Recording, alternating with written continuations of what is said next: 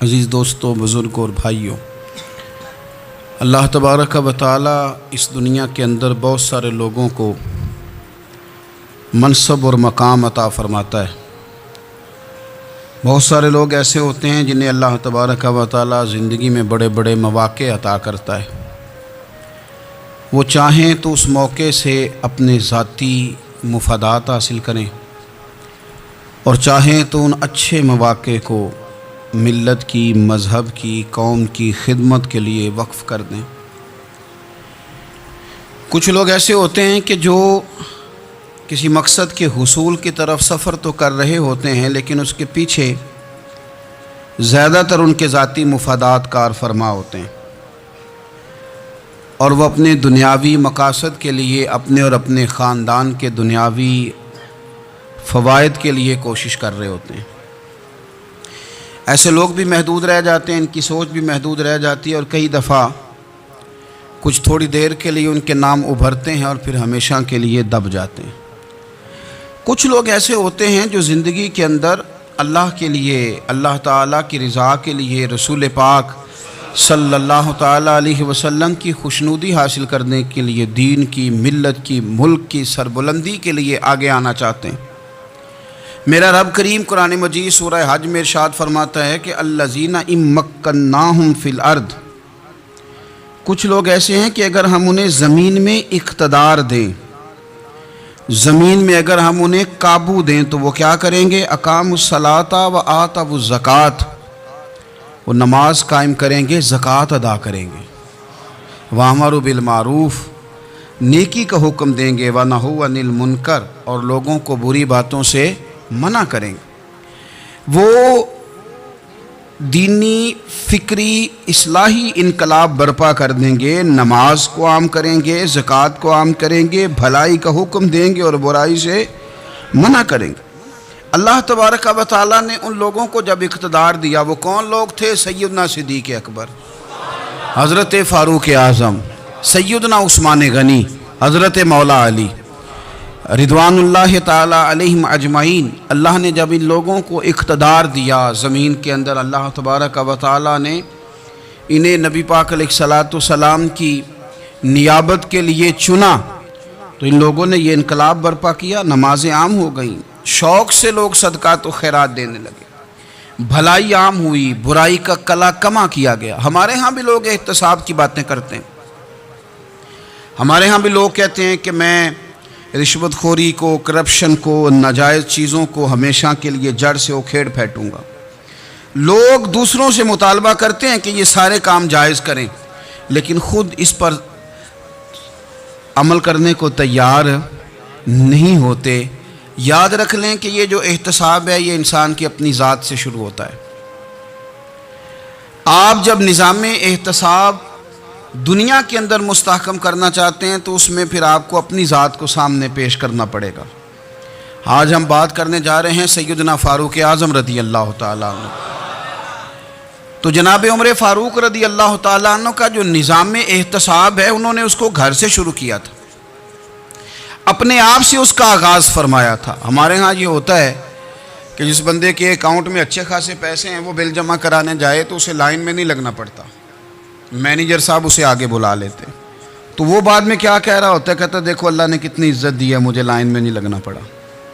بھائی لائن میں لگنا تو آپ کا یہ تھا کہ آپ سمجھتے کہ سارے مسلمان ہیں، مومنین ہیں، برابر ہیں، تو میں کسی کو تکلیف میں مبتلا نہ کروں۔ جب آپ آگے چلے گئے تھے تو آپ نے بہت سارے لوگوں کا حق مارا تھا، وہ لائن میں جو لگے ہوئے تھے ان کا وقت لمبا ہو گیا تھا۔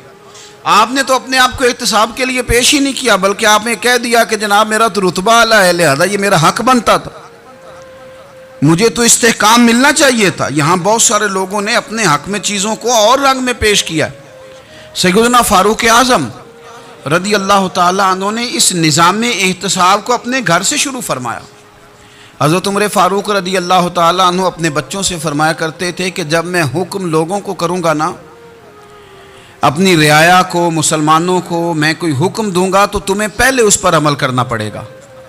آپ فرمایا کرتے تھے یاد رکھنا، لوگ تمہیں اس طرح دیکھیں گے، لوگ اس طرح تمہیں دیکھیں گے جس طرح गोश्त खाने वाला परिंदा गोश्त को देखा करता है। चील गोश्त खाती है तो क्या कभी उसको पैगाम भेजना पड़ा है कि तू आजा, यहाँ गाय मर गई है, भैंस मर गई है? खुद ब खुद उसकी नज़र होती है, वो पहुँच जाती है। जनाब उमर फरमाने लगे, मेरे घर वालों, मेरे बेटों, मेरी बेटियों, मेरी अहलिया, लोग तुम्हें इस तरह देखेंगे जिस तरह गोश्त खाने वाले परिंदे देखते हैं। लिहाजा मैं जब किसी को अमल करूं तो पहले तुम्हें उस पर अमल करना पड़ेगा जब मैं किसी को हुक्म दूं।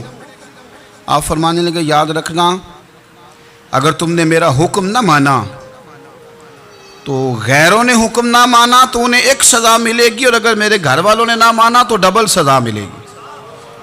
तुम पर डबल सख्ती की जाएगी कि तुमने मेरी बात क्यों नहीं मानी। ये निज़ाम में एहतसाब है।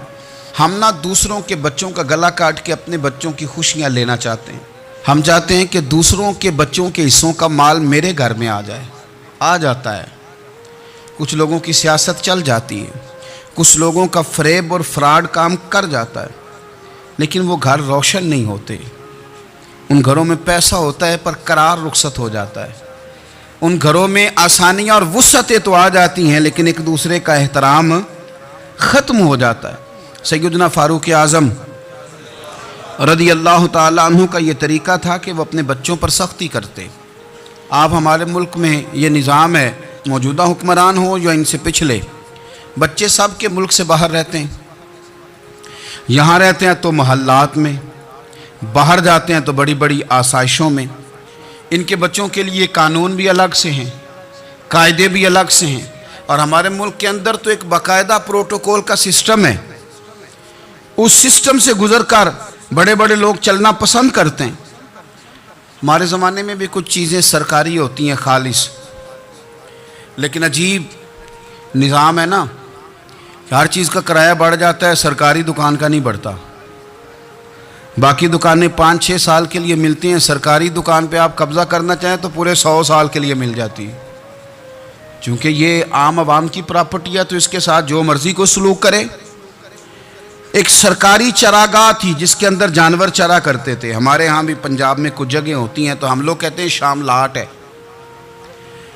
सरकारी चरागाह में जानवर चरा करते थे। हज़रत उमर फ़ारूक रदी अल्लाह ताला अन्हु के साहिबजादे सैयदना अब्दुल्ला इब्न उमर रदी अल्लाह ताला अन्हु ने भी एक ऊँट ख़रीद लिया।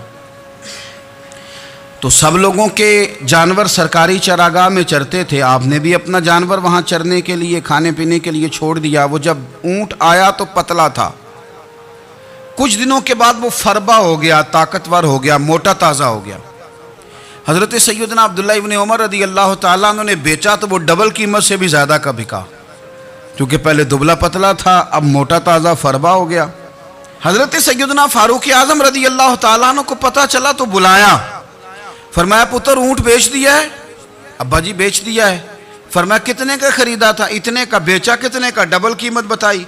फरमाया इस तरह करके असल रख ले और जो ऊपर मिली है मुझे दे दे। हुजूर आपने क्या करनी है? फरमाया मैं सरकारी खजाने में जमा करूंगा। हुजूर क्यों? फरमाया इसलिए कि तेरा ऊँट सरकारी जगह पे चरा करता था, वो घास सरकारी जगह से खाता था। हुजूर सबके खाते। हज़रत अब्दुल्ला इब्न उमर कहने लगे सबके खाते हैं। आप फरमाने लगे तू सब में शामिल नहीं है, तू अमीरुल मोमिनीन का बेटा है, तुझे मैं ये हक नहीं दे सकता, तेरे ऊपर थोड़ी सख्ती ज्यादा की जाएगी, तुझे ये हक नहीं मिलेगा। तू अपने ऊंट को चूंकि सरकारी चरागाह में चराया करता था, लिहाजा तुझे वो जो असल रकम यहां जमा करानी पड़ेगी। हमारे तो बच्चे, पहली बात तो यह है कि बात ही नहीं सुनते। ये सब के बच्चों की बात कर रहा हूँ, वो टीचर के बच्चे हों, सेठ के बच्चे हों, पीर के बच्चे हों, इमाम साहब के बच्चे हों, किसी के बच्चे हों, पहले तो सुनते नहीं।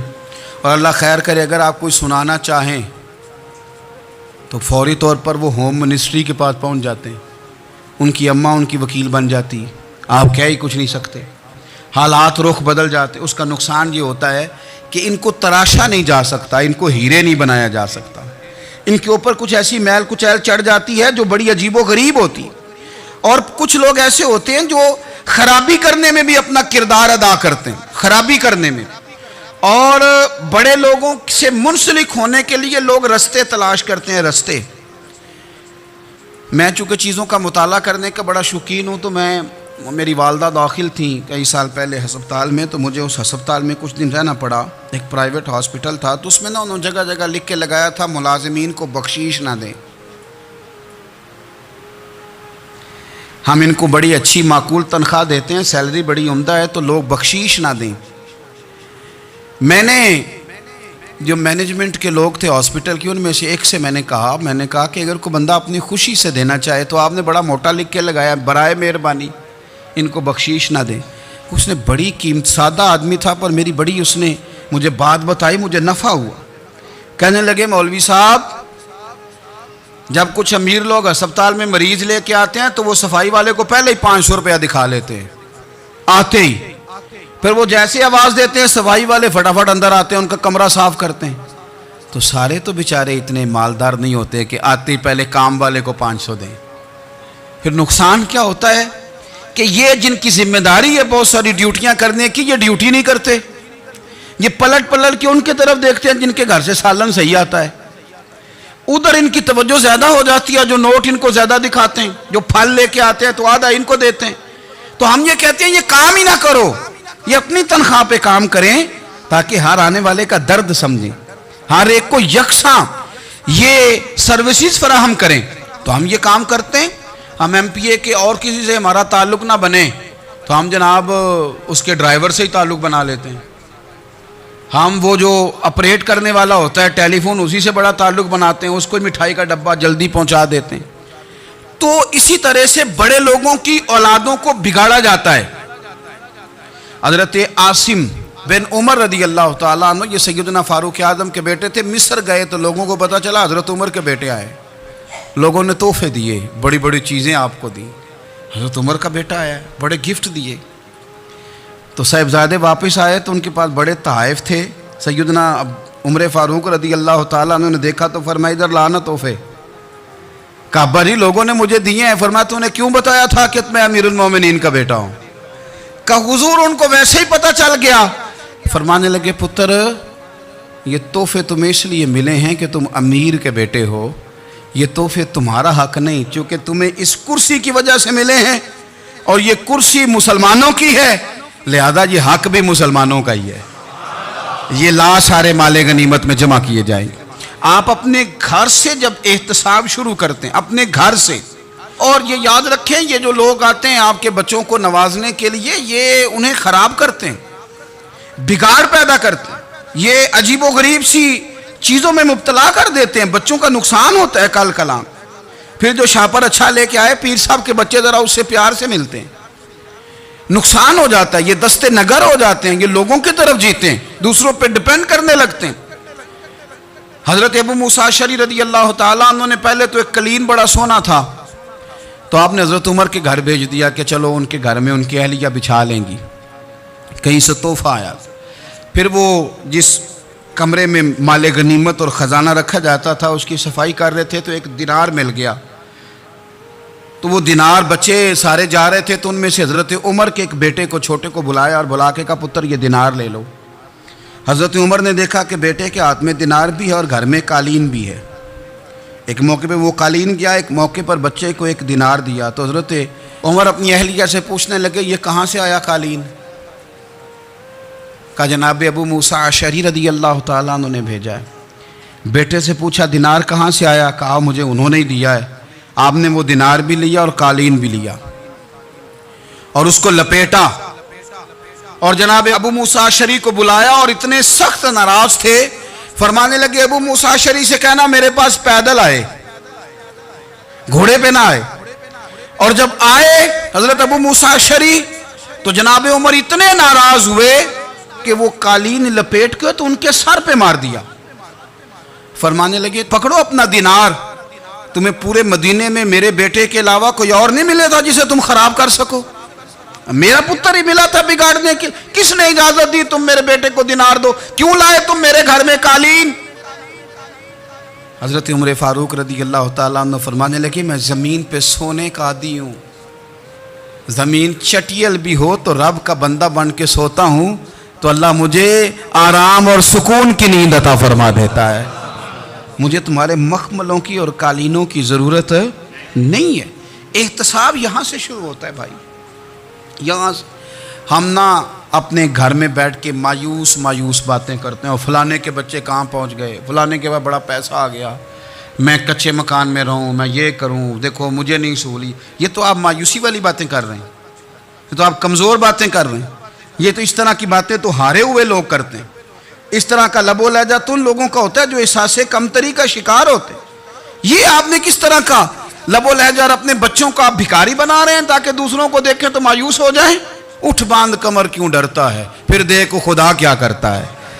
آپ کا جو احساس ہے وہ اتنا خوبصورت ہو، آپ کے لہجے کے اندر اس قدر ٹھہراؤ ہو، آپ کو اطمینان آ چکا ہو، اور آپ کے بچے کبھی بھی کمپیریزن نہ کریں اپنا کسی کے ساتھ، کبھی بھی انہیں کرنے نہ دیں۔ آپ وہ کبھی یہ بات نہ کریں کہ فلانے زیادہ اچھا کھاتے پیتے ہیں تو ہم کدھر ہیں، کرنے نہ دیں انہیں بتائیں کہ بیٹا اپنی مٹی پہ چلنے کا سلیقہ سیکھو، سنگ مرمر پہ چلو گے تو پھسل جاؤ گے۔ ان کو بتائیں کہ جو تمہارے پاس ہے یہ خدا کا عطیہ ہے، اسی پر تم نے قناعت کرنی کبھی بھی۔ حضرت زید بن حارثہ سے نبی پاک صلی اللہ علیہ وسلم کو بڑا پیار تھا، پھر ان کے بیٹے حضور کے غلام زادے حضرت اسامہ بن زید کے ساتھ بھی حضور بڑا پیار کرتے، لیکن یہ تو مسلمہ حقیقت ہے نا کہ عظمت اور شان تو سیدنا فاروق اعظم کی زیادہ ہے۔ امت کا اتفاق ہے کہ نبیوں کے بعد سب سے بڑا درجہ جناب صدیق اکبر کا، اور پھر اللہ نے مقام عطا کیا حضرت فاروق اعظم کو۔ یہ بڑے لوگ تھے۔ ایک دفعہ مال تقسیم ہو رہا تھا تو حضرت عمر رضی اللہ تعالیٰ عنہ نے نا حضرت اسامہ بن زید کو 4000 دینار دیے، اور اپنے بیٹے عبداللہ ابن عمر کو 3000 دینار دیے۔ تو حضرت عبداللہ ابن عمر گھر جا کے کہنے لگے، ابا جی اسامہ میں وہ کون سی خوبی ہے جو میرے اندر نہیں، اور اسامہ کے باپ میں وہ کون سی خوبی ہے جو آپ کے اندر نہیں۔ تو حضرت عمر کی عاجزی دیکھیے، حالانکہ بالاتفاق دنیا جانتی ہے کہ جناب عمر فاروق رضی اللہ تعالیٰ عنہ افضل ہیں، پھر بھی پتہ اپنے بیٹے سے کیا کہتے ہیں، فرماتے ہیں او سن یار، وہ خدمت گزار ہیں نبی پاک کے، وہ بھی حضور کے گھر میں ڈیوٹی کرتے، نوکری کرتے، اور ان کے بیٹے بھی حضور کی نوکری کرتے، یہ خدمت گزار ہیں۔ فرمانے لگے اگر تو نے پوچھ لیا تو سن، پھر میری تو رائے یہ ہے کہ تیرے سے زیادہ اسامہ بن زید حضور کی نظر میں پیارے ہیں، اور اسامہ کا باپ تیرے باپ سے زیادہ نبی پاک کا پیارا ہے۔ کوئی کمپیریزن کرنے نہیں دیا، بچوں کو کسی ایسی جگہ کھڑے ہونے نہیں دیا، فرمایا یہ وجہ ہے، یہ انداز ہے کہ تو زیادہ پیارا ہے۔ حضرت عمر فاروق رضی اللہ تعالیٰ عنہ پسند نہیں کرتے تھے، ذرا برابر بھی پسند نہیں کرتے تھے کہ کوئی شخص اور مال آتا تو اپنے رشتہ داروں کو نوازنے سے بچتے۔ مال غنیمت آتا ہے نا، ہمارے ہاں تو اللہ خیر کرے جب کوئی بندہ کونسلر بنتا ہے، چیئرمین بنتا ہے، تو ٹھیکہ کس کو دیتا ہے؟ کوئی چلو بھتیجا مل جائے، کوئی بھانجا مل جائے، کوئی چھوٹا بھائی، اسے بھی کام مل جاتا ہے ساتھ۔ نوازنے پہ لوگ آتے ہیں تو وہ تلاش کرتے ہیں کہ کہاں کہاں کو میرا ہے، وہ ٹینڈر ہی ان کے نام کے پاس ہوتے ہیں جن کی طرف ذرا نظر کرم زیادہ ہوتی۔ حضرت عمر فاروق مال تقسیم کر رہے تھے تو بیٹی آگے کہنے لگی، ابا جی رشتہ داروں کا بھی حق ہوتا ہے، آپ سب کو دیتے ہیں، آپ کے اپنے آپ کے قریب ہی نہیں آتے۔ تو حضرت عمر فاروق نے کیا لفظ کہے، کیا حقیقت ہے، کیا حسن ہے، فرمانے لگے پتر یہ مال تیرے باپ کا نہیں مسلمانوں کا ہے، جب تیرے باپ کا ذاتی مال ہوگا تو اپنے رشتہ داروں کو دے گا، یہ مسلمانوں کا مال ہے، یہ اسی حساب سے تقسیم ہوگا جو عدل کا حساب ہے، جو ترازو ٹھیک ہے۔ فرمایا تو مجھے یہ مشورہ نہ دے، یہ مسلمانوں کا مال۔ یہاں سے نظام احتساب شروع ہوتا ہے، یہاں سے انسان آگے بڑھتا ہے، اور پھر کوئی تکلف نہیں کسی پر حضرت عمر کا، کوئی چھوٹا ہے یا بڑا ہے۔ حضرت ابو سفیان رضی اللہ تعالیٰ عنہ سردار رہ چکے ہیں مکے کے، بڑے آدمی، لیکن نظام احتساب میں کوئی چھوٹا بڑا نہیں ہوتا۔ حضرت عمر فاروق مکہ مکرمہ گئے تو لوگوں نے کہا حضور جناب ابو سفیان نے نا گلی میں پتھر رکھے، اور بہت سارے لوگوں کو رستوں میں تکلیف ہو رہی ہے، تو حضرت ابو سفیان رضی اللہ تعالیٰ عنہ سے بھی لوگ کہہ دیتے تو وہ بھی اٹھا دیتے، لیکن لوگوں نے چونکہ وہ سردار تھے، بڑے تھے، تو لوگوں نے ان سے کہا نہیں۔ حضرت عمر جب آئے تو کہا تو جناب عمر نے پرواہ نہیں کی، خود آئے جناب ابو سفیان سے کہا یہ پتھر آپ نے رکھے؟ کہا حضور ہاں۔ فرمایا یہ بھی اٹھائیے، یہ بھی اٹھائیے، یہ بھی اٹھائیے۔ جب وہ اٹھا رہے تھے تو حضرت عمر کہہ رہے تھے شکر نہیں اللہ کا کہ عمر کہہ رہے ہیں اور ابو سفیان مانتے جا رہے ہیں. شکر نہیں. یہ نظام اقتصاب ہے کہ بڑا ہو یا چھوٹا ہو اس کو یہ حق حاصل نہیں ہے کہ مسلمانوں کو وہ کسی تکلیف میں کسی بھی صورت میں مبتلا کرے, کہیں بھی کسی جگہ بھی, اس کو یہ والی اجازت نہیں. حضرت سیدنا عمر فاروق رضی اللہ تعالی عنہ. پھر ایک اور بات تھی, میں کئی دفعہ یہ بات کہتا ہوں اور مجھے ذاتی طور پر اس کا بڑا تجربہ ہے. کچھ لوگ نا خوشامد پسند ہو جاتے ہیں, بڑی عمدہ تعریف کرتے ہیں, اوئے ہوئے ہو پول باندھتے ہیں پورے. آپ کے پاس آئیں گے تو کہیں گے جناب آپ سے زیادہ اچھا بندہ ہی کوئی نہیں. تو وہ نا آپ سے کام نکلواتے ہیں, پھر وہ کسی دوسرے کے پاس جاتے ہیں تو اسی طرح کا رویہ وہ دوسروں کے ساتھ کرتے ہیں. یہ عام لوگوں میں بھی مرض ہوتا ہے, عام لوگوں میں بھی. اور بادشاہ ہو بندہ اگر, پھر تو اس کا دل کرتا ہے میں اگر بادشاہ سلام ہوں تو دو چار بندے دیہڑی پہ رکھ لوں پر میری تعریف ضرور کریں. پابندی ہوتی ہے, لوگ یہ کام بڑے شوق سے کرتے ہیں. اور شیخ سعدی فرمایا کرتے تھے لکڑی کو گھن کھا جاتی ہے اور بڑے لوگوں کو خوشامد کھا جاتی ہے خوشامد. حضرت عمر فاروق رضی اللہ تعالیٰ عنہ اس معاملے میں بھی بڑے مضبوط تھے. ویسے مجھے اور آپ کو اچھا کون لگتا ہے؟ ہماری غلطیاں بتانے والا. ہمارے ایسا فرمایا کرتے تھے اپنے دشمنوں کی باتوں پر بھی غور رکھو, تمہارے دشمن تمہیں نکھار دیتے ہیں. تمہارے اندر جو کوتاہیاں ہوتی ہیں وہ تمہیں پتہ چل جاتی ہیں کہ یہاں میری اصلاح ہو رہی. ان پر غور کرو وہ کیا کہتے ہیں. حضرت عمر فاروق کی تعریف کی ایک بندے نے, کمال تعریف کی. وہ اس کا خیال تھا کہ رزلٹ بڑا شاندار آئے گا. بادشاہ کی تعریف ہوتی تھی تو پھر تھیلی جاتی تھی اشرفیوں کی, کمال رزلٹ آئے گا. تو حضرت عمر جب وہ پوری کر چکا نا بات تو فرمانے لگے تو خود بھی ہلاک ہوا اور مجھے بھی ہلاک ہی کر دیا ہے. خود بھی تباہ ہوا ہے, مجھے بھی تباہ کر دیا. کس طرح کی باتیں کر رہا ہے. ایک بندہ اور آیا اور اس نے آ کے کہا کہ پوری امت میں سب سے افضل ہے فاروق اعظم آپ ہی ہیں. تو حضرت عمر فاروق فرمانے لگے تجھے تیری ماں روئے. ابو بکر تجھ سے بھی افضل تھے, تیرے باپ سے بھی افضل تھے, اور صدیق اکبر مجھ سے بھی افضل ہے اور میرے باپ سے بھی افضل ہے. یہ تو کس طرح کی بات کر رہا ہے. یہاں ہر شے ہضم نہیں ہو جاتی, فوری طور پہ لوگ ڈکار بھی پورا نہیں لیتے. قرآن مجید نے کہا فَلَا تُزَكُّوا أَنفُسَكُمْ هُوَ أَعْلَمُ بِمَنِ اتَّقَىٰ. اپنے منہ سے نہ کہو میں پاک صاف ہوں, اللہ زیادہ بہتر جانتا ہے کہ تم میں سے پرہیزگار کون ہے. اپنے منہ سے تعریفیں کرتے کراتے ہو, یہ مزاج چھوڑ دیں. حضرت عمر رضی اللہ تعالیٰ عنہ پسند نہیں کرتے تھے. ایک آدمی نہ چلتا تھا وہاں تو بڑا متکبرانہ چال کے ساتھ چلتا. حضرت عمر نے دیکھا, یہاں تک احتساب فرماتے تھے, زمین پہ زور زور سے پیر پٹکتا, چال بڑی اس کی متکبرانہ, لوگ بڑے پریشان ہوتے. حضرت عمر نے ایک دن سمجھایا, باز نہیں آیا. اگلے دن پہ درہ نکال لیا, لگائے 4 درے. فرمایا آج کے بعد نہ چلنا اس طرح مدینے میں پیر پٹک پٹک کے. اس وقت تو اسے غصہ لگا, لیکن کچھ دیر کے بعد نا جب غصہ اترا تو حضرت عمر کے پاس آیا, کہنے لگا حضور اللہ آپ کا بھلا کرے, آپ نے درے نہیں مارے, آپ نے تو شیطان بھگا دیا جو میرے ساتھ چمٹا ہوا تھا. چمٹا ہوا شیطان آپ نے مجھ سے بھگا دیا ہے.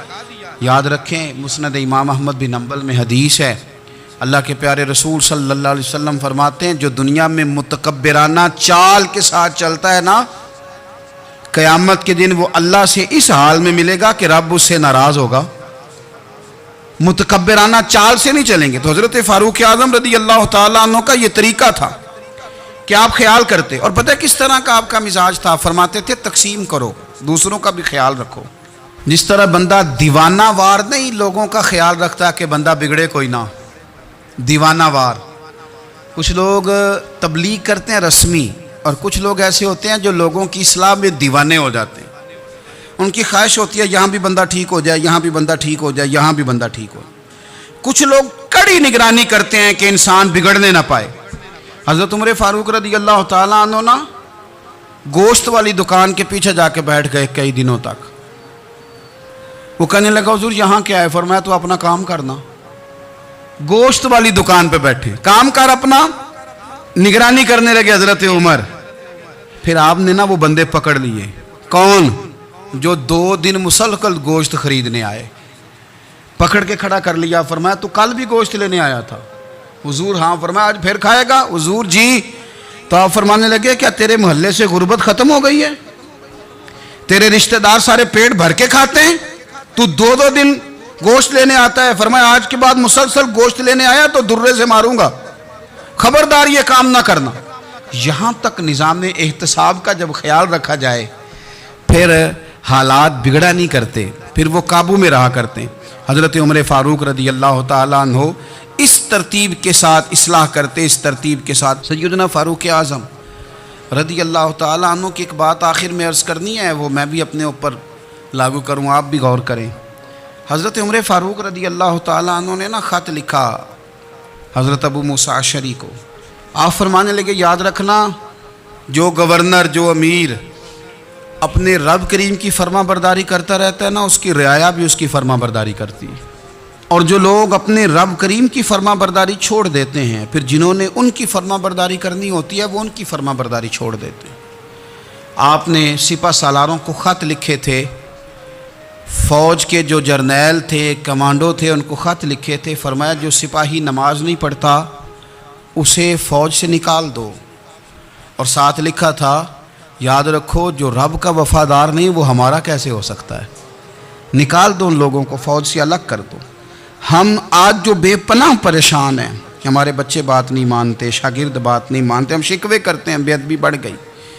ادب کے ساتھ میں گزارش کروں گا بڑوں کی بارگاہوں میں، جو میری طرح کے بڑے بنے ہوئے ہیں، بزرگوں سے نہیں بات کرتا، ان سے میں کہوں گا کہ ہمیں ایک دفعہ اپنے اوپر بھی تو غور کر لینا چاہیے. کہیں ایسا تو نہیں ہے کہ ہم جب تک اللہ تعالیٰ کے فرما بردار تھے، جب تک ہم تقوی کے معیار پر تھے، ہماری بات ماننے والے ہماری بات مان رہے تھے. کہیں ایسا تو نہیں کہ ہم اس معیار سے ہل گئے ہیں تو اب جو ہمارے فرما بردار تھے وہاں سے ہل گئے.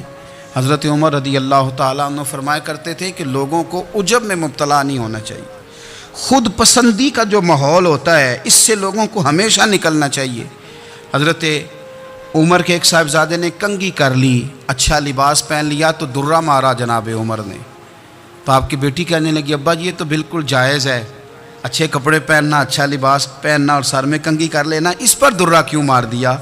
تو آپ فرمانے لگے بیٹا یہ خود پسندی میں مبتلا ہونے لگا تھا، یہ اپنے آپ کو بہت بھلا سمجھنے لگا تھا، اس کا خیال تھا کہ میں ہی ہوں، میرے علاوہ کوئی نہیں.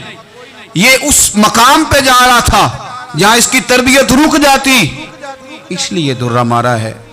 ایک دفعہ حکومتی معاملات کے اندر آپ کی اہلیہ نے مشورہ دینا چاہا. بڑے کام بیویاں نہیں کرتی، بڑے بڑے معاملات میں مداخلت نہیں کرتی.